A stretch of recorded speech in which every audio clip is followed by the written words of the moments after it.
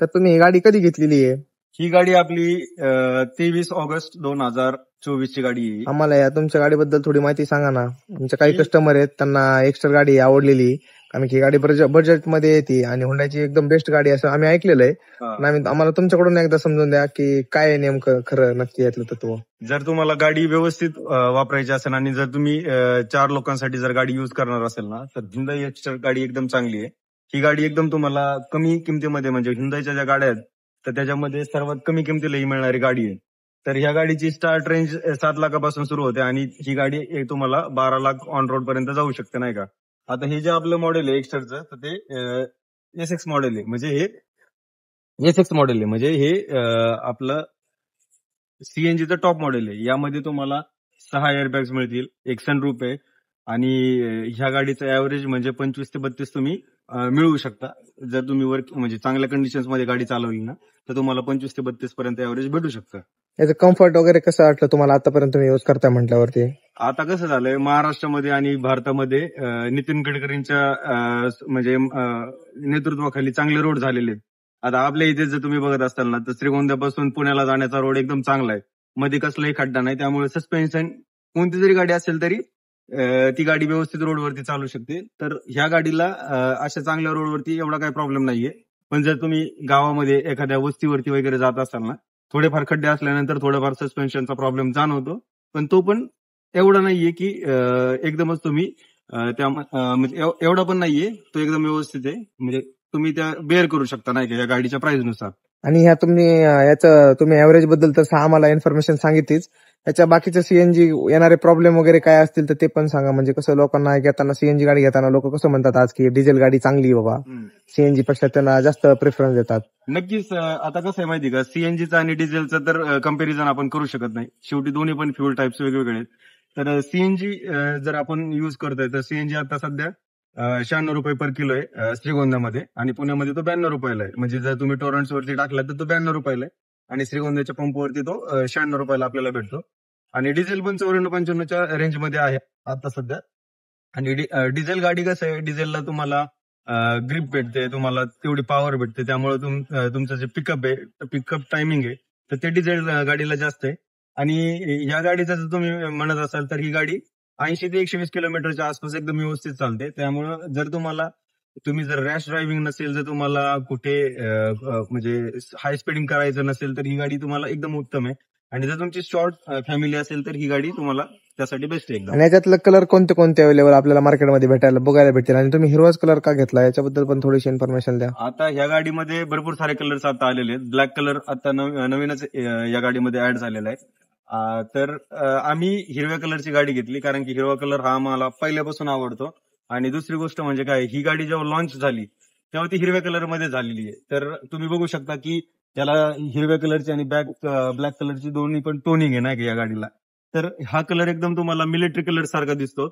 Ranger खाकी कलरचं नाव आहे या गाडीचा जो कलर आहे त्या कलरचं नाव रेंजर खाकी आहे. तर गाडी एकदम चांगली. चल तुम्हाला मी ना गाडीची टूर दाखवतो. दाखवा एकदम.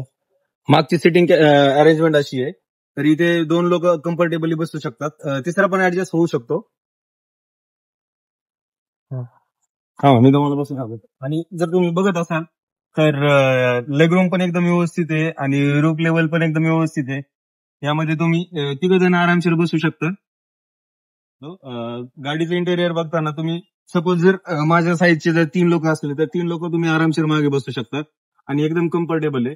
आणि रूफ लेवल पण एकदम वरती आहे आणि लेग रूम पण चांगली. आता हे सीट थोडस बरंच मागं असल्यामुळं ते लेग रूम तुम्हाला असे दिसत असेल, पण इकडे जर बसलो ना तर तुम्ही इकडे तुम्हाला फरक तर जाणू शकतो. एकदम व्यवस्थित असं सिटिंग अरेंजमेंट आहे गाडीची. तर इथे तुम्ही 2 लोक एकदम कम्फर्टेबली बसू शकता. आणि जर इन केस जर तुमच्यामध्ये जर एखादा माणूस जास्त पण वाढला तर तो तुम्ही इथे त्याला ऍडजस्ट करू शकता.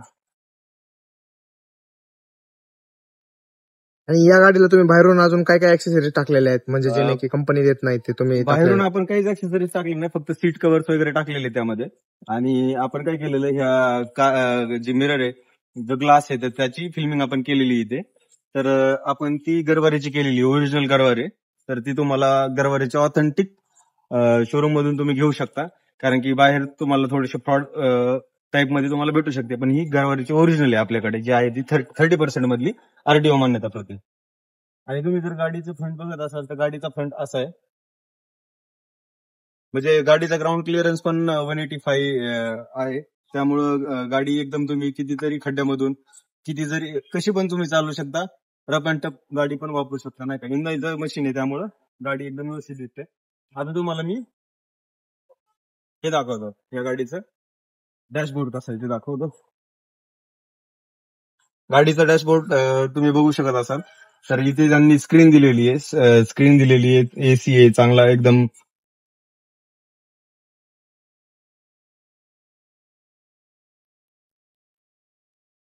वरती तुम्ही हायलाइट, एक गोष्ट सगळ्यात महत्वाची काय आहे, वरती सनरूफ पण दिलेला आहे गाडीला.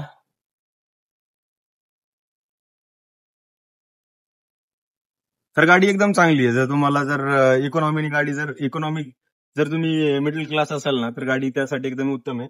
आणि ही आमची पहिलीच गाडी होती, त्यामुळे आम्ही 6 एअरबॅग्स आणि सनरूफ हे कन्सिडरेशन करून ही गाडी आम्ही म्हणजे घेतली. सेफ्टीच्या बाबतीत पण गाडी चांगली आणि किमतीच्या बाबतीत पण गाडी चांगली आहे. हो, हे मी नक्कीच म्हणेल, कारण की काय आहे, गाडीमध्ये 6 एअरबॅग्स आहेत आणि 6 एअरबॅग्स आहेत. आणि गाडी इकॉनॉमिकली जरी तुम्ही विचार केला तर 25 ते 32 पर्यंत ऍव्हरेज येते, नाही का, सीएनजीला चांगल्या कंडिशन्स मध्ये तुम्ही जर चालवली तर. आणि पेट्रोलला पण ऍव्हरेज जवळपास 19चं ऍव्हरेज आहे. तर तुम्ही सीएनजी सोडून जर सीएनजी तुम्हाला अवेलेबल नाही झाला तर तुम्ही ते पेट्रोलमध्ये पण गाडी चालू शकता. हा, म्हणजे हुंडाई मध्ये जर आपल्याला गाडी घ्यायची असेल तर ही सीएनजी मध्ये चांगलं मॉडेल आहे की बाबा सीएनजी मध्ये चांगलं मॉडेल आहे, कारण की काय ह्युंदाईच्या ज्या गाड्या आहेत, आता जे पब्लिक प्रेफर करतं, व्हेन्यू झालं, क्रेटा झालं, अल्काझार झालं, तर ह्या गाड्यांमध्ये एकच गाडी अशी ह्युंदाईची की जी सीएनजी फिटेड आहे आणि कंपनी फिटेड असल्यामुळे त्याचा ऍडव्हान्टेज जास्त आहे. म्हणजे कंपनीकडूनच त्याची गॅरंटी राहते, बाहेरून फिट करण्यापेक्षा ते कंपनी फिटेड असलेले कधी पण चांगले आहे. म्हणजे एकंदरच ही गाडी घेण्याचं वर्थ इट आहे. म्हणजे त्या माणसाने 10 लाख रुपये खर्च करतोय म्हटल्यावरती त्याला नंतर सीएनजी वगैरेला प्रॉब्लेम येणार नाही वगैरे काही नाही. आणि जीएसटी नंतर याची किंमत आता काय झालेली, तुम्हाला कल्पना? जीएसटी नंतर माझं असं मत आहे की याच्यामध्ये जवळपास 50 ते 60,000 रुपये ड्रॉप झाले असेल.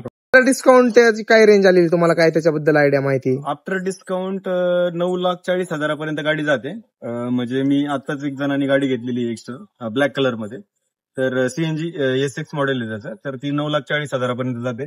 आपल्याला ही गाडी 10,58,000 ऑन रोड पडली होती तेव्हा. म्हणजे झालेलं आहे, ड्रॉप झालेला आहे नक्कीच. जीएसटी मुळे त्याचा जरा बेनिफिट झालेलाच आहे लोकांना. ओके ओके, ठीक.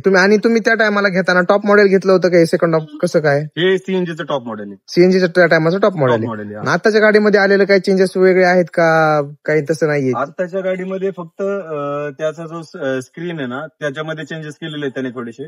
आणि जो आपल्या गाडीची जी सीएनजीची टाकी आहे तर ती एक सिलेंडर आहे, तर आता काय केलेलं आहे, आणि त्यामुळे काय झालं होतं, सगळ्यात महत्वाचं म्हणजे याचा ड्रॉबॅक काय आहे की सीएनजीची टाकी असल्यामुळे आपल्याला बूट स्पेस वापरायला भेटलेला नाहीये. पण आता जे हिंदाईने जी नवीन आता लॉन्च केलेली आहे ना एक्स्ट्रा, तर त्यामध्ये 2 सिलेंडर दिलेले, त्यामुळे मागे बूट स्पेस 150 लिटरचा एक्स्ट्रा भेटतो या गाडीपेक्षा. बाबा, थँक्यू तुम्ही आम्हाला दिलेल्या इन्फॉर्मेशन बद्दल.